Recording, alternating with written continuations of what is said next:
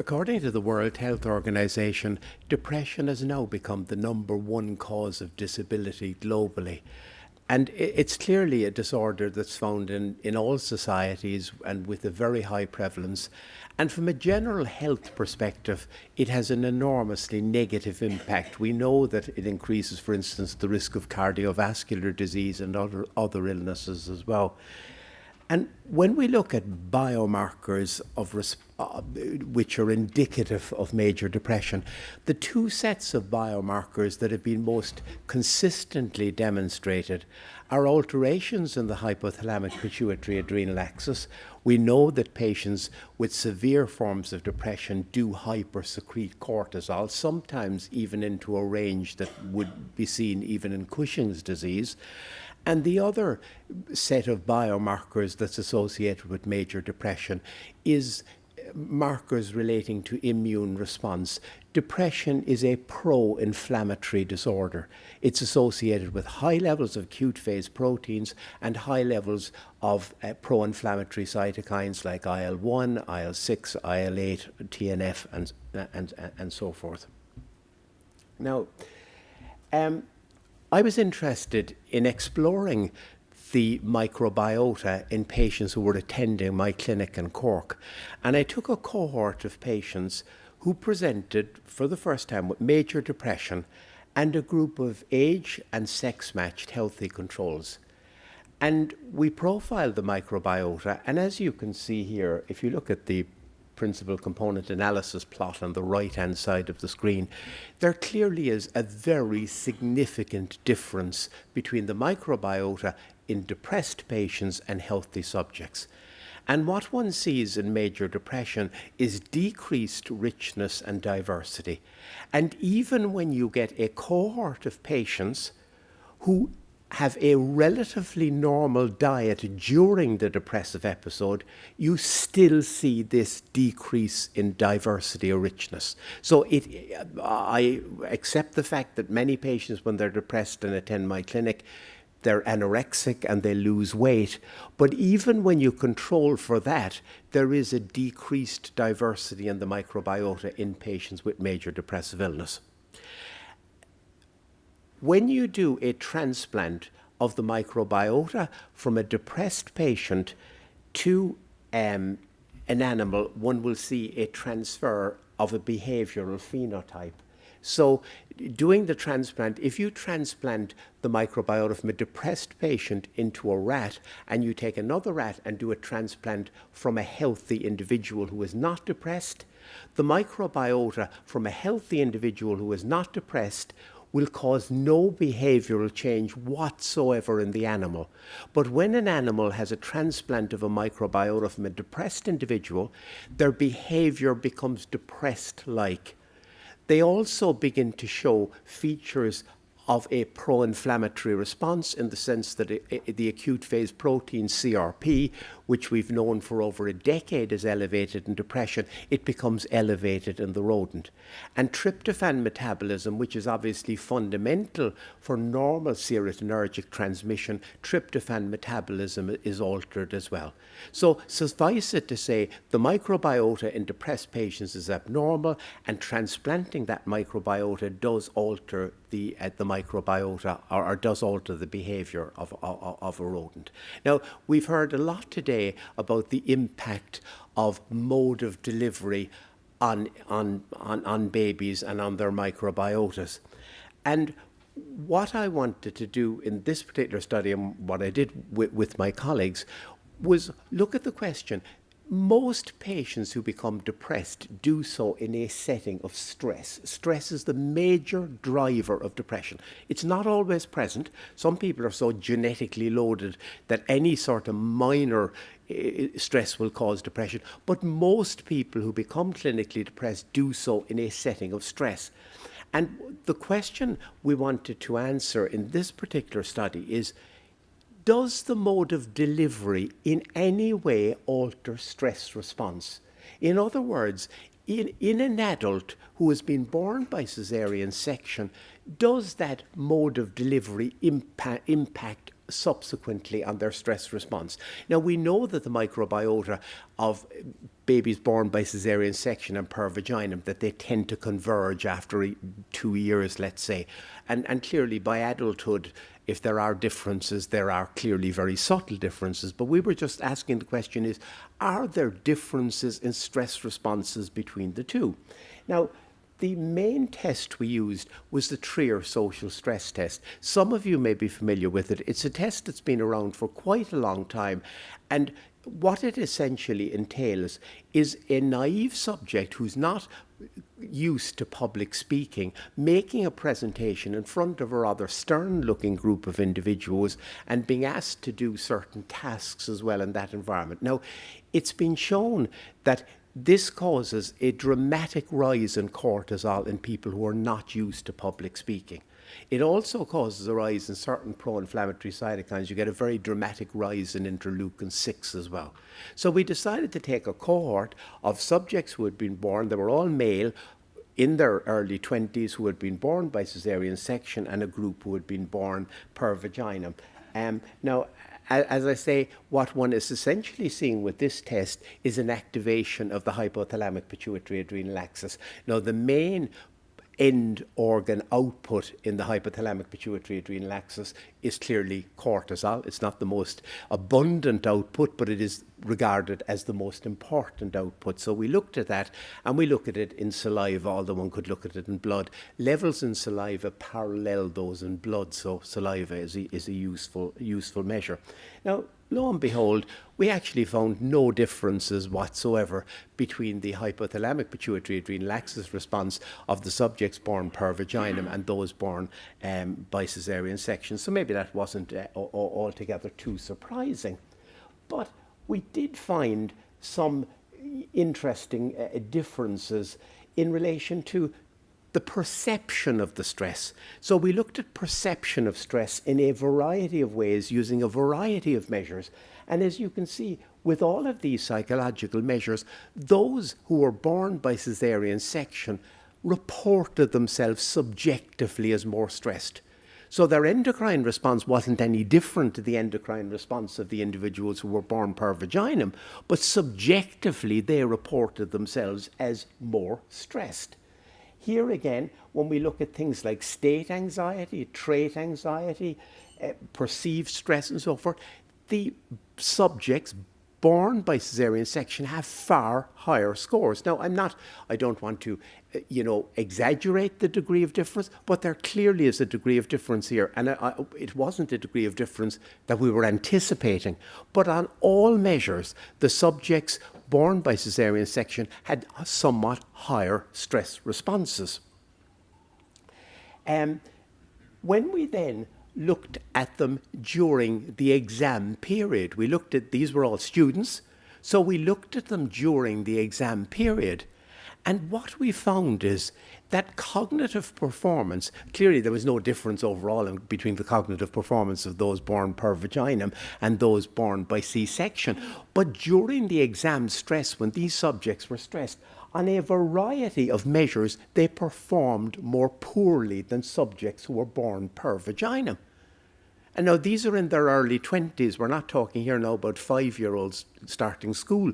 These are subjects, university students in their early 20s, who are clearly showing exaggerated stress responses, which is impacting upon cognitive performance. Now, we then did a study. It's probably better that nobody tweets the next 2 or 3 slides. The paper is under review at the moment. We set up an animal model of C-section, and when we deliver the mice by caesarean section, the mice are fostered. So we had 3 groups in this particular study. We had animals delivered by C-section who were fostered, animals delivered per vaginum who were fostered, and we had ordinary animals who were delivered per vaginum and raised by their own mums. So we had 3 different groups. Now, what we found in this was, and this was done after our human study, I suppose normally one does things the other way around, but in this animal study, we found very similar things, that the stress responses overall in the animals born per vaginum were greater than, were less when they were born per vaginum than those born by cesarean section.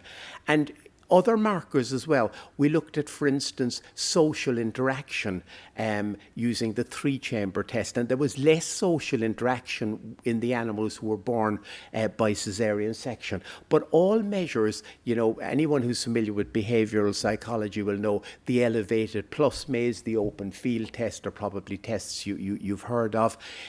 On these tests, the animals who had been born, and these now have grown to maturity, they're not pups, these animals, when they grew to maturity, showed greater degrees of anxiety or stress than animals who were born per vaginum. Now, the hypothalamic-pituitary-adrenal axis responses in these animals was also exaggerated. We decided to try to get some sort of a biological underpinning as to why they were more stressed.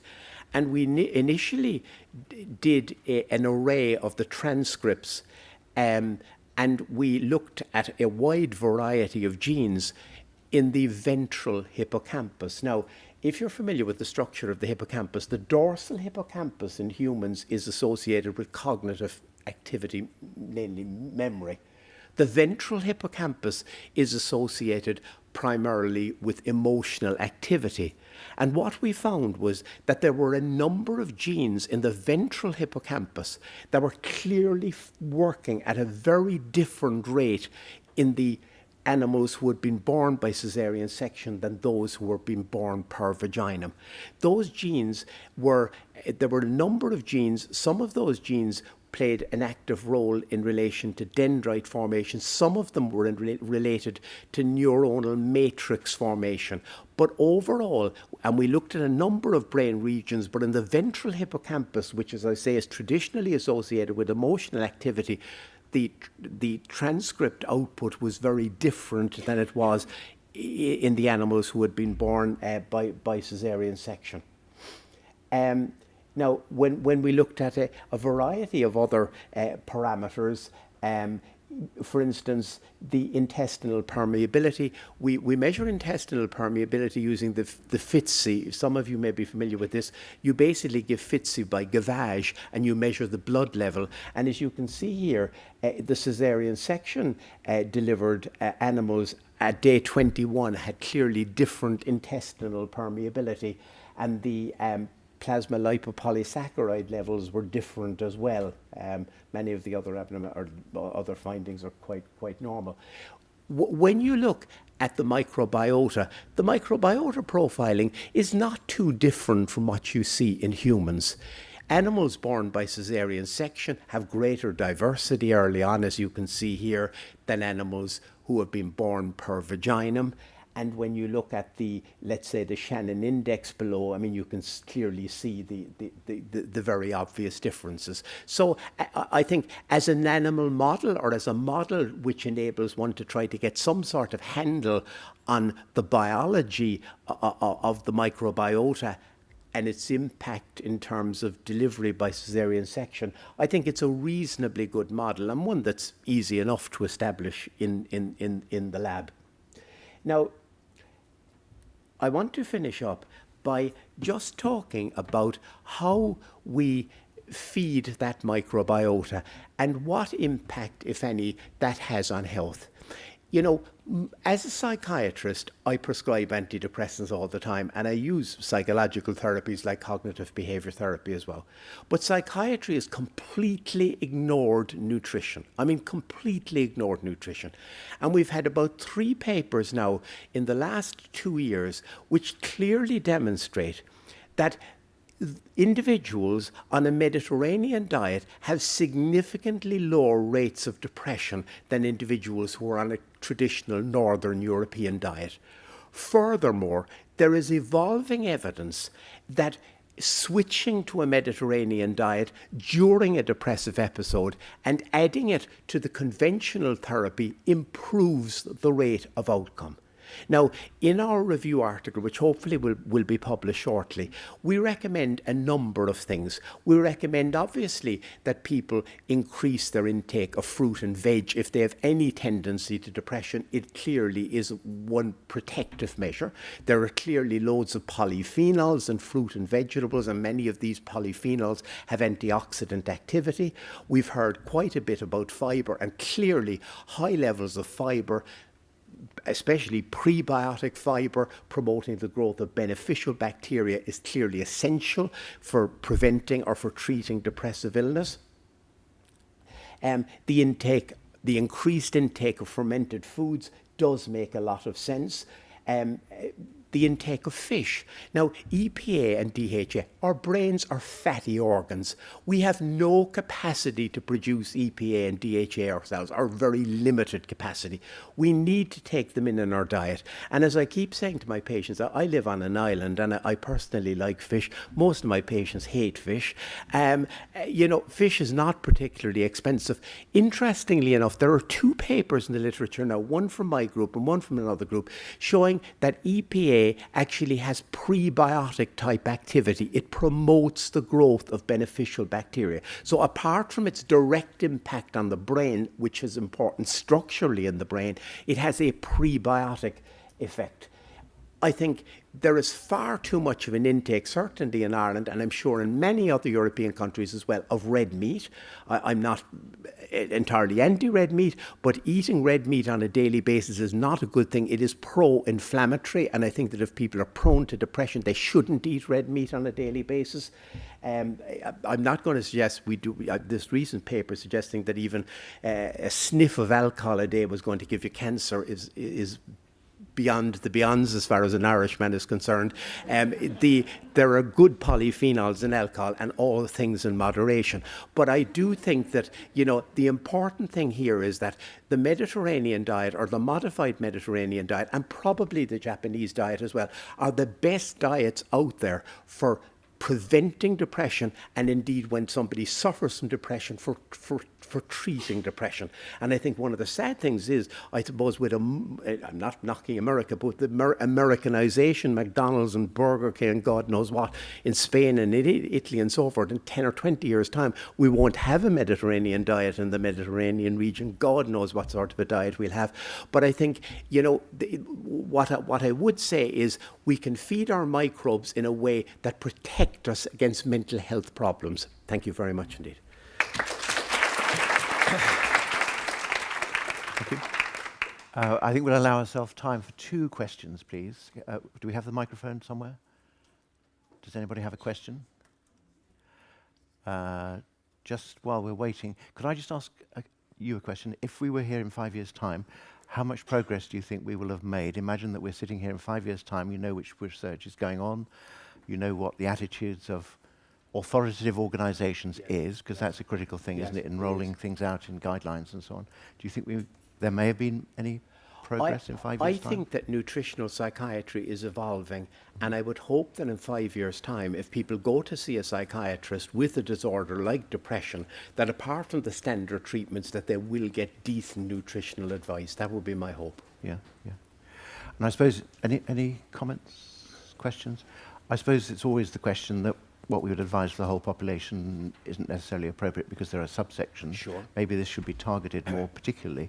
Well, in 5 years' time, will we be able to better identify people who would benefit from this, do you think? Well, I think that, we'll be able to personalize our treatment based on the microbiota. I mean, if somebody has a very diverse microbiota to begin with, it doesn't probably make an awful lot of sense for that individual to be increasing their fibre intake or their prebiotic intake.